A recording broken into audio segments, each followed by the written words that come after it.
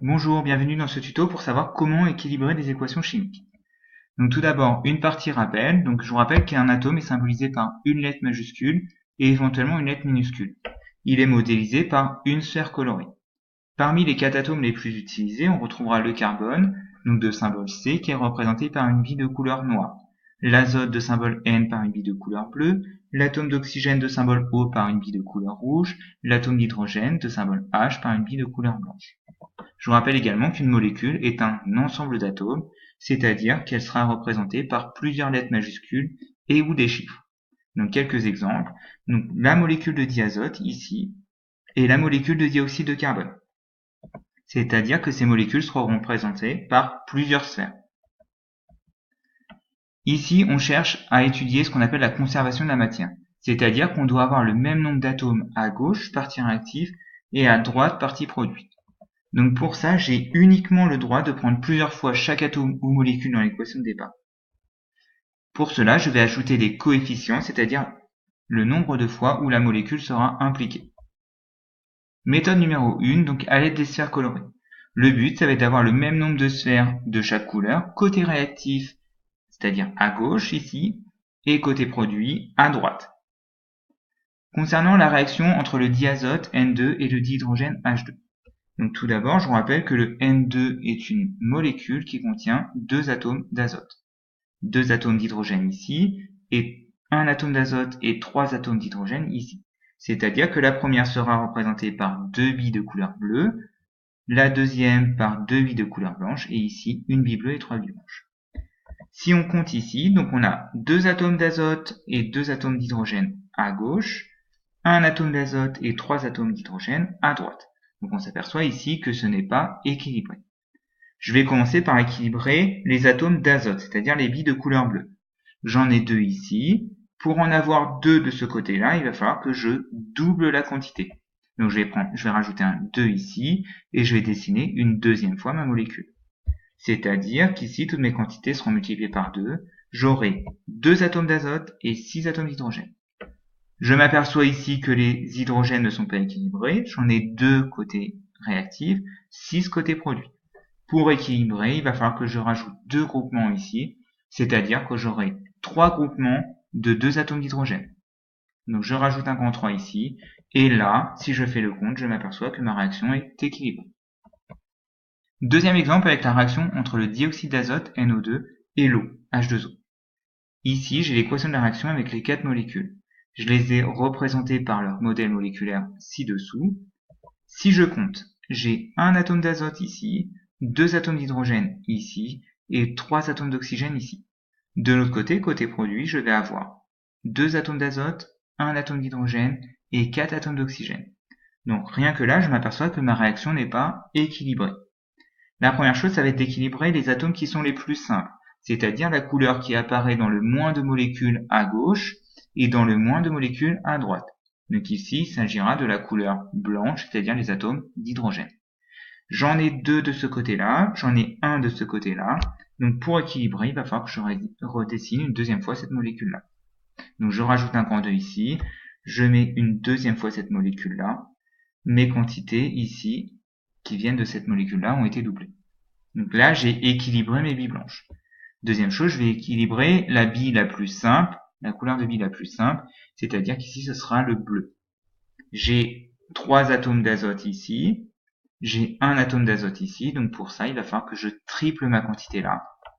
Et donc, j'ai équilibré mes atomes d'azote. Pour la dernière, la plupart du temps, ce sera la plus simple, c'est-à-dire que je vais juste compter pour m'assurer que c'est équilibré. J'ai 7 atomes d'oxygène ici, j'ai bien 7 atomes d'oxygène ici. Concernant la deuxième méthode, c'est le même principe, mais cette fois-ci, on mettra des chiffres. Le but, ça va être d'avoir les mêmes chiffres d'une même couleur, côté réactif et côté produit. Je vous rappelle que chaque chiffre correspondra du coup au nombre d'atomes présents dans la molécule. Ici, donc tout d'abord, la réaction entre le diazote et l'hydrogène. La première chose, c'est de regarder combien d'atomes sont présents. J'ai 2 atomes ici, donc N et H. Donc je vais utiliser 2 couleurs différentes. En bleu, je symboliserai l'atome d'azote, en blanc, l'atome d'hydrogène. Donc ici, je vais commencer par la couleur bleue. Donc j'ai ici 2 atomes d'azote. Donc je vais mettre un 2 ici d'une couleur bleue en dessous de cette molécule-là. J'ai un atome d'azote ici. Donc je vous rappelle que pour regarder le nombre d'atomes, je regarde le chiffre qui est juste derrière la lettre. Si j'ai pas de chiffre, ça veut dire 1. Je vais faire la même chose avec les hydrogènes cette fois-ci. Donc j'ai 2 atomes d'hydrogène ici et j'en ai 3 ici. Donc ici, pour équilibrer, il va falloir avoir les mêmes chiffres d'une même couleur de chaque côté. Donc je vais commencer par équilibrer les bleus. Donc je m'aperçois que j'ai un 2 bleu ici et pour l'instant je n'ai qu'un 1 bleu ici. Donc pour équilibrer, pour passer de 1 à 2, il va falloir que je double ma quantité là. Donc c'est-à-dire que je vais rajouter un grand coefficient ici devant, 1, 2, et dès que j'ai mis ce 2 là, je pense bien à doubler toutes les quantités. Donc je raye le 1 bleu, je mets un 2 bleu à la place, je raye le 3 blanc, je mets un 6 blanc à la place. Donc mes bleus sont équilibrés, j'ai bien un 2 bleus de chaque côté. Il me reste à équilibrer les atomes d'hydrogène en blanc. Donc j'ai un 2 ici, j'ai un 6 ici. Donc pour passer de 2 à 6, il faut que je multiplie par un coefficient 3. Donc je mets le grand 3 ici, et du coup je raye le 2 et je mets le triple à la place, c'est-à-dire 6. Ici je m'aperçois que j'ai les mêmes chiffres de chaque couleur entre les réactifs et les produits, c'est-à-dire que mon équation est équilibrée. Il va me falloir un exemplaire de cette molécule-là, 3 exemplaires de celle-là, pour me former 2 exemplaires ici. Dernier exemple avec la réaction entre le dioxyde d'azote et l'eau.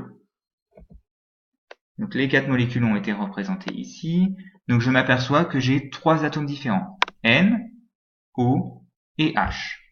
Donc je vais commencer par la couleur bleue qui représentera l'atome d'azote.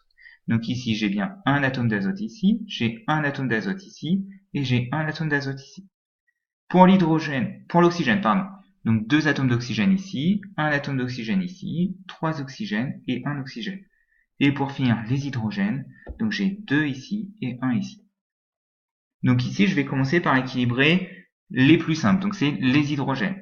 Effectivement, la couleur blanche apparaît que dans une seule des molécules côté réactif et que dans une seule des molécules côté produit. Pour passer de 1 à 2, donc il va falloir que je multiplie par un coefficient 2. Donc je prends 2 fois cet exemplaire ici. Pensez bien, je vous rappelle, dès que je mets un grand 2 ici, je raye tous les chiffres et je mets le double à la place. Donc là, mes deux blancs sont équilibrés. Donc après, je vais équilibrer donc les atomes qui sont les plus simples après, c'est-à-dire les atomes d'azote.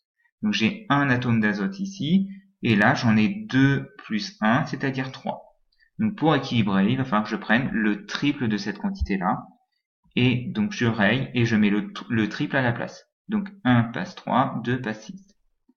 Et ensuite, je regarde les oxygènes, j'en ai 6 ici et 1 ici, donc ça m'en fait 7 côté réactif, et j'ai 6 et 1, donc 7 atomes d'oxygène côté produit.